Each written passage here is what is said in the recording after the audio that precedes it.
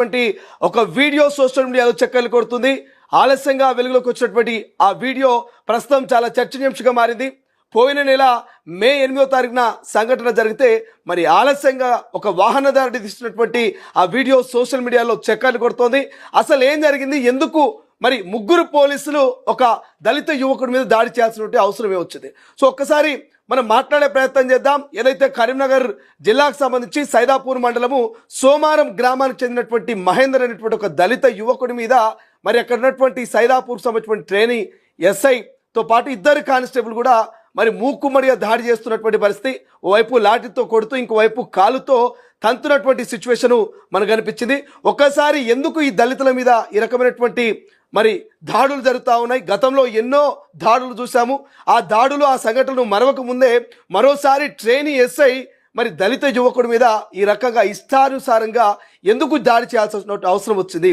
చట్టాన్ని చేతిలోకి తీసుకొని మరి కొట్టాల్సిన అవసరం ఎందుకు వచ్చింది? ఏదైనా అక్కడ ఉన్నటువంటి యువకుడు తప్పు చేస్తే చట్టపరంగా చర్యలు తీసుకోవాలి, కోర్టుకు తీసుకుపోవాలి, శిక్షకారుడు అయితే జైల్లో పెట్టాలి. కానీ చట్టాన్ని చేతిలోకి తీసుకొని ఒక యువకుడిని ఇష్టారాజ్యంగా తన్నుతూ కొడుతూ మరి బూతులు తిట్టే అధికారం ఈ పోలీసులకు ఎవరిచ్చారు?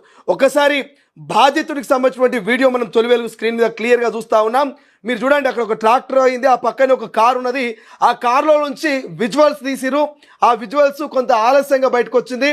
సో ఎవరైతే కరీంనగర్ సంబంధించినటువంటి ఒక టీపీసీసీ ఎస్సీసీఎల్కి సంబంధించినటువంటి సంపత్ అనే ఒక కాంగ్రెస్ పార్టీ నేత ఆ విజువల్స్ని బయటికి తీసిండు. ఆ విజువల్స్ విడుదల తర్వాత చాలా చర్చనీయాంశంగా మారింది. ఎందుకు ఈ రకంగా మరి పోలీసులు ఇష్టారాజ్యంగా వ్యవహరిస్తూ ఉన్నారు? దళిత యువకుల మీద, బడు బలహీన వర్గాల బిడ్డల మీద ఎందుకు ఇష్టారాజ్యంగా చట్టాన్ని చేతిలోకి తీసుకొని దాడులు చేస్తున్నారని ప్రశ్నల వర్షం కురిపిస్తున్నటువంటి పరిస్థితి మనం చూస్తున్నాం. ఒకసారి ట్రైనీ ఎస్ఐ చూడండి, అక్కడ కానిస్టేబుల్ చూడండి, ఒక్కని చేసి ముగ్గురు పోలీసు వాళ్ళు ఆయన ఇష్టం వచ్చినట్టుగా తంతు కొడుతూ మరి ఎట్లా వ్యవహరిస్తున్నారో ఒకసారి మీరు చూడండి. ఆ విజువల్స్లో ఒకసారి చూసే ప్రయత్నం చేయండి. తొలి వెలుగు స్క్రీన్ మీద ఏం తప్పు చేసిండు?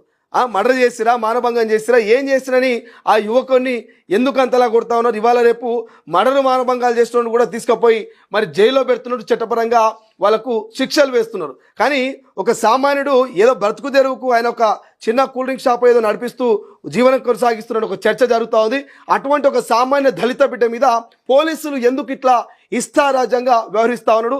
ఇప్పటికే వాళ్ళు మరి కంప్లైంట్ చేసినట్టు తెలుస్తుంది. నేషనల్ ఎస్సీ కమిషన్కు, అక్కడ ఉన్నటువంటి అడిషనల్ డీసీపీకి, వీళ్ళందరికీ కంప్లైంట్ చేసిన బతికి అక్కడ ట్రైనీ ఎస్ఐ మీద ఎటువంటి యాక్షన్ లేదంటూ మరి బాధితుడు వాపోతున్నాడు.